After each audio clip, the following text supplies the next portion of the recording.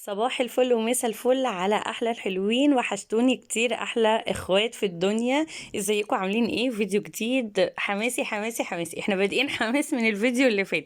اللي ما شافش الفيديو اللي فات لازم يروح يشوفه عشان يرجع يكمل معانا الفيديو ده. احنا ماشيين بالترتيب، عايزين قبل بداية السنة يبقى بيتنا كده فل شمعة منورة علشان نستقبل السنة الجديدة بالخير والبركة علينا كلنا ان شاء الله. عايزة اقول لكم ان انا حصل معايا موقف، يعني انتوا هتستغربوا على كمية التفاؤل اللي انا فيه وانا بتكلم معاكم من لما تشوفوه هيحصل معايا في الفيديو. طبعا قلت بقى ابتدي اليوم كده بفوقان. قلت اعمل بقى كوباية قهوة.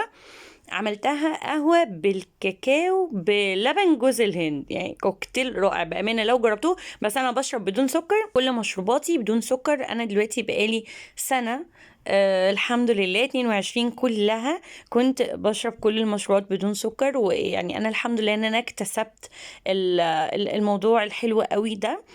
وهحاول ان شاء الله ان شاء الله باذنك يا رب، يعني ان انا كل سنه مثلا او كل فتره كبيره امسك في عاده معينه اغيرها. الواحد لو فكر بطريقتي حتى لو حاجة بسيطة، كل حاجة كبيرة بتبتدي بحاجة بسيطة. طيب يلا بقى نبتدي على الشغل التمام. قلت هبتدي بأوضة النوم. احنا عارفين الفيديو اللي فات انا عملت الريسبشن، قلت لكم هو كان اقل حاجة في التفاصيل. قلت بقى ادخل على اوضه النوم لان هو يعني رقم اتنين بعد في موضوع التفاصيل ده. يعني هبتدي اخد اوضه النوم، بس بصراحه يعني ولا الوقت ولا انا مجهودي كيوم واحد قدرت ان انا اخده بكل تفاصيله. فقلت انا هعمل اوضه النوم من غير تحت السرير ومن غير جوه الدولاب. انتوا لو تفتكروا انا كنت قايله لكم الدولاب كان من جوه الهدوم على بعضها مش مترتب خالص، والمفروض ان انا كنت ارتبه من بدايه الشتاء. بس يلا الحمد لله، مش كسل بأمانة بس فعليا مطحونة جدا في حاجات كتيرة قوي، الشغل، الولاد. وأنا بصراحة بفضل الولاد عن أي حاجة في الدنيا يعني. المهم بقى أنا إيه، بعد ما قلت أول حاجة هعملها إن أنا ههوي اللحاف زي ما انتوا شفتوا كده على في البلكونة. ههويه شوية كده في الشمس علشان يعني نجدد بقى الطاقة والكلام ده كله، علشان اطبقه واشيله على جنب قبل ما ابتدي اي حاجة في الأوضة. وشلت الستاير زي ما شفتوا بتاعت اوضه النوم كلها. قلت هغسلها، هلحق اغسلها ان شاء الله في اول اليوم. هغسلها وانشرها وتنشف عقبال بالليل باذن الله. طبعا انا كنت اصلا من قبلها حطة غسيل، فلو زي ما انتم شفتوا كده انا طلعتها من الغسالة وحطيت الستاير. وهبتدي احط المسحوق. على فكرة انا بحط المسحوق جوه الغسالة. المسحوق بتاعي جل اريال جل. بحطه جوه الغسالة علشان الدرج، بحيث ان هو بيهدر. ويعني دي معلومة انا عرفتها من الراجل اخر مرة جه عمل لي صيانة للغسالة، ان احط المسحوق جوه الغسالة ده افضل حاجة. وحقيقي بالتجربة انا بقالي دلوقتي يعني مثلا 8 شهور بعمل الموضوع ده. لا، فرق كتير جدا في نظافة. انا بقدر الامكان هقولك على الخطوات اللي انا مشيت بيها، وخدي اللي يناسبك وما تاخديش اللي ما يناسبكيش. انا بحب اول حاجه بعملها ان انا بهوي الفرش وادخله جوه قبل ما ابتدي اعفر بقى وانفض والكلام ده كله. انا مش بنفض ولا حاجه، بس يعني عشان الحركه وانتي بتحركي وداخله وطالعه بتاع، ما بحبش الفرش يتبهدل. فانا بهويه الاول مثلا نص ساعه او ساعه او ساعتين على حسب الوقت، وبعدين بشيله من الأوضة خالص. تاني حاجة ان انا نزلت ستاير عشان اغسلها علشان عقبال بالليل تبقى نظيفة وافرشها تاني. طبعا كان لازم برضو اعمل اكلة سريعة في اليوم ده، هقول لكم هي ايه وبعدين اكمل كلام معاكم عن تنظيف الأوضة. انا بصوا كنت عاملة خلطة بانيه، وكنت عاملة منها صوابع وكنت شايلاها في الفريزر مع شوية بطاطس كده حلوين، كنت برضو مقطعاهم وشايلاهم في التلاجة. كمان هطلع معاهم شوية عدس أصفر كنت حطاه برضو في الفريزر، قلت أطلعه. اليوم اللي بيكون فيه تنظيف بيكون صعب ان احنا نعمل أكلة من أولها لآخرها، بيبقى يا دوب نطلع الحاجة هتتحمر هتتسخن. وعملت طبعا سلطة. توضيب الأكل ده أخد مني حوالي ساعة، يعني هقلي الحاجة، هسخن حاجة، هقطع السلطة، الكلام ده كله. لو انا بقى كنت هعمل اكله من اولها لاخرها زي اليوم اللي قبله كان مع ريسبشن، كان الوقت طبعا بما ان هو مش بيكفي، فساعتها انا طبقت يومين ورا بعض من غير نوم. وكان صعب ان انا اكرر الموضوع ده تاني لانه تعبت جدا، ومفيش وقت حتى للراحة خالص، لاني لازم اخلص كل حاجة تخص البيت قبل بداية السنة الجديدة ان شاء الله. ده نمرة واحد. نمرة اتنين، علشان كمان قبل بداية امتحانات ولادي بحب البيت يبقى رايق وكل حاجة فيه تمام ومتظبطة وقت امتحاناتهم، لان ده بيساعدهم نفسيا كتير جدا على انهم يذاكروا بهدوء نفسي. يلا بقى نكمل. انا بعد ما غسلت الستاير، طبعا انا بغسلهم على اقل مدة، هي بتبقى حوالي ساعة ونص. دي اقل مدة عندي في الغسالة بتاعتي. انا الغسالة بتاعتي دي القديمة خالص. طبعا كنت جايباها من بداية جوازي من 14 سنة. بس فالمهم ان انا نشرتهم. لو تلاحظوا انا كان في غسيل كنت مطلعاه من الغسالة لما انا جيت اغسل الستاير بتاعتي. انا لغاية دلوقتي ما نشرتوش، انا هنشره بالليل، يعني مش بالليل، يعني بعد الستاير ما تنشف هنشره. طبعا انا روحت اكلت العيال والكلام ده كله. فانا عايزه اقول لكم الدنيا كانت بدات تليل، كانت حوالي الساعه 5، بس قلت برضو هكمل يعني. هي 5 بنحس ان الدنيا ليلت، لكن هو اصلا احنا لسه في نص اليوم. المهم مسكت اول حاجه بقى البلكونه. قلت بقى ايه، زي ما شفتوا كده حطيت بيريكس عشان انا كنت عايزه بقى شويه رغوه كده وشويه ريحه نظافه حلوه. والبلكونه كانت محتاجه تتمسح مسحه نظيفه، يعني هي كانت ممسوحه من النص كده، يعني اللي هو كل ما باجي انشر بمسح كده في النص مطرح ما هدوس يعني والكلام ده. لكن اللي هو بقى بكل الحرف بكل الجناب بالكلام ده كله، لا بصراحه ما كنتش عاملاه. وكمان ببقى حاطه السلم جوه، دايما بيكون تحتيه في تراب، لاني مش دايما بطوله لما باجي اعمل اللي هي المسحه السريعه بتاعت كل يومين دي قبل النشر. المهم ان انا ايه، مسكت طبعا البلكونه، نضفتها كويس جدا. مسكت الوزره اللي هو السفر بتاع الوزره. طبعا قبل ما امسح الارضيه كمان انا كنت ماسحه كل الحديد دوت وكل السلك اللي هو البيبي السلك، والحيطان كمان خدتها كلها كده يعني تلميعه بسيطه.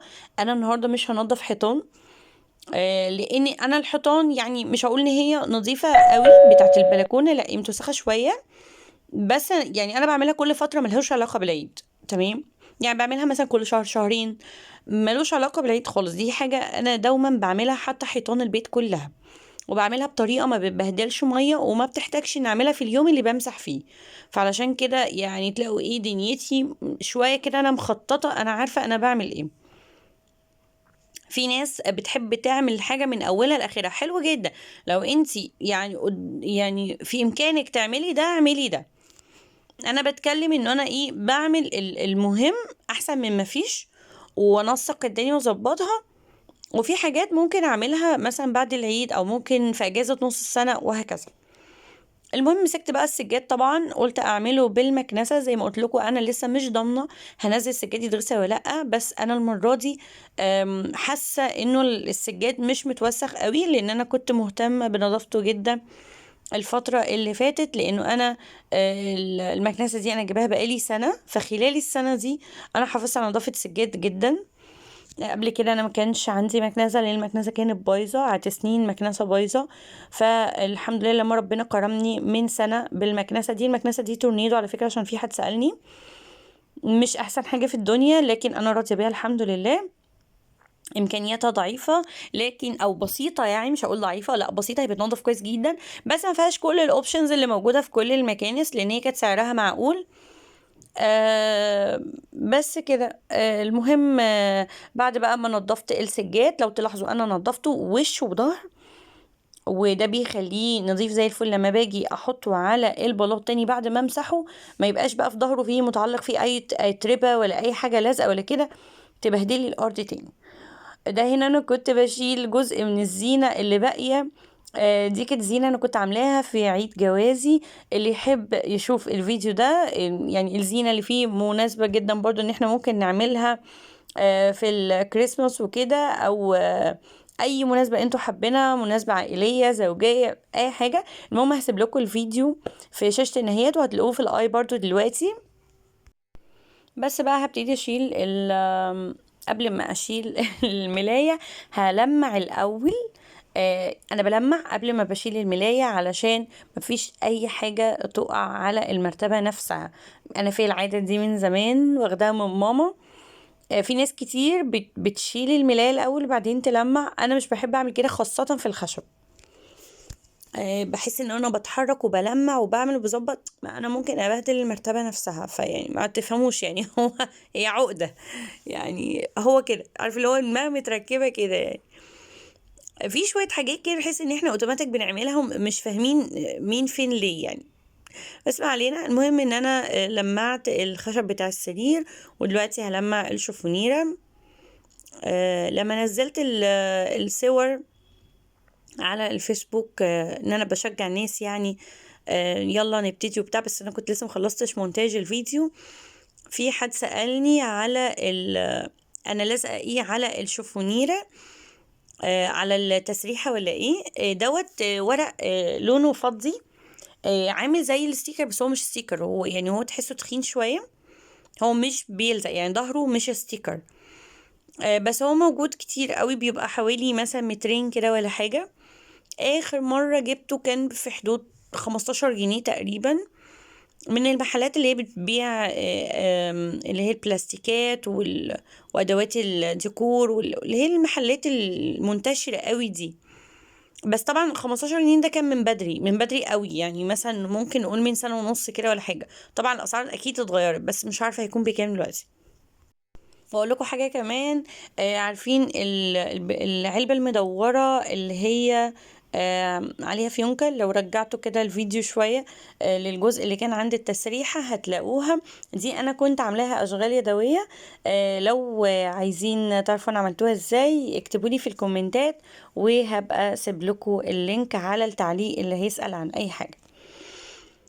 هنا بقى انا جيت المع الازاز بملمع زجاج عادي جدا، ولو ما عنديش على فكره بعمل بميه، بس بقى عارفين لو تنظيفة العيد بقى يا جدعان، فكده يعني لو عايزين نكلف بقى الدنيا.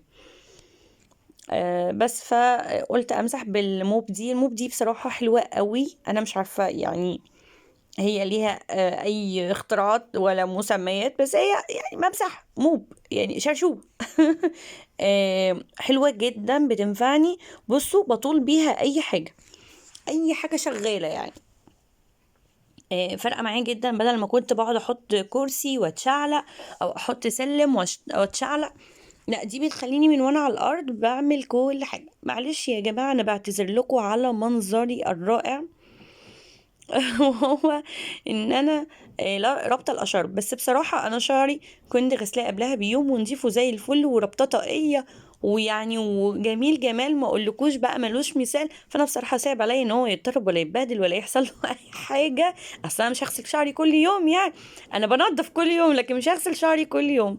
فعشان كده انا ربطه القمطه دي عامله زي ام سحلول، بس معلش بقى سامحوني يعني. هتشوفوني بعد كده بقى في الفيديوهات أمورة وحلوة وكتكوتة، بس نخلص تنظيفات. عايزة اقول لكم ان انا حصل معايا موقف في موضوع الدولاب ده لا احسد عليه، هتعرفوه في نهاية الفيديو ان شاء الله، بس انتوا تابعوا معايا. ويا ريت لو انت لغاية دلوقتي معايا في الفيديو لسه ما حطيتيش لايك، لو سمحتي من فضلك ما تنسيش تحطي اللايك، بيفرق معايا جدا جدا جدا. ده نمرة واحد. نمرة اتنين، اكتبي لي كومنت انتي بدأتي تنظيفات ولا لسه، ولا خلصتي تنظيفات وشطورة وأمورة، وتشجعيني اكتر ان انا اكمل. نمرة تلاتة بقى، ما تنسوش بقى تعملوا شير لاصحابكم وحبايبكم واخواتكم، علشان تشجعوهم انتوا يعني لما بتعملوا لهم شير ويتفرجوا على الفيديوهات دي اكيد هيتحمسوا ويقوموا يشوفوا اللي وراهم، ولو هما بيعملوا يكملوا، ويعني كده كده نشجع بعضنا كلنا. ويلا بقى هشيل الملاية علشان بقى ايه، انا بشيل الملاية قبل ما ابتدي امسح الارض، لان وانا بشيل الملاية اكيد ترابة كده ترابة كده تنزل على الارض قبل ما ابتدي امسح، ونعمل بقى التنظيفة جامدة كده. على فكرة انا هغير مكان الشوفونيرة. يعني بصوا شايفين هي محطوطة بالطريقة دي كده. يمكن الصورة من بعيد مش واضحة. لو اتفرجتوا على الفيديو اللي انا كنت عاملاه لتزيين غرفة النوم اللي انا بقولكوا عليه، اللي انا حطيته لكم في الاي وهسيبه لكم برضو في شاشة النهايات، هتشوفوا الشوفونيرة كانت محطوطة ازاي. وانا هغيرها في الفيديو ده، هحطها بطريقة تانية. انتوا بقى قولولي انهي احسن، الطريقة دي ولا الطريقة دي. يعني انا الاتنين بالنسبة لي كويسين، وده ليها طريقة يعني، ده ليها استخدام عندي وده ليها استخدام عندي. قولوا لي، هو انا عامه بحب التغيير اصلا يعني، بس بقولوا لي برضو رايكم يعني عايزة اعرف وجهة نظركم، كده احلى ولا كده احلى، ولا الاتنين حلوين وكده يعني. بس انا حطيتها كده علشان بس يبقى جنبها اعرف احط الشماعة. الطريقة التانية ما كنتش عارفة جنبها احط الشماعة. هبتدي بقى امسح الارض كلها طبعا. قبل ما ابتدي امسح الاوضه لازم الشرشوبه تكون نظيفه.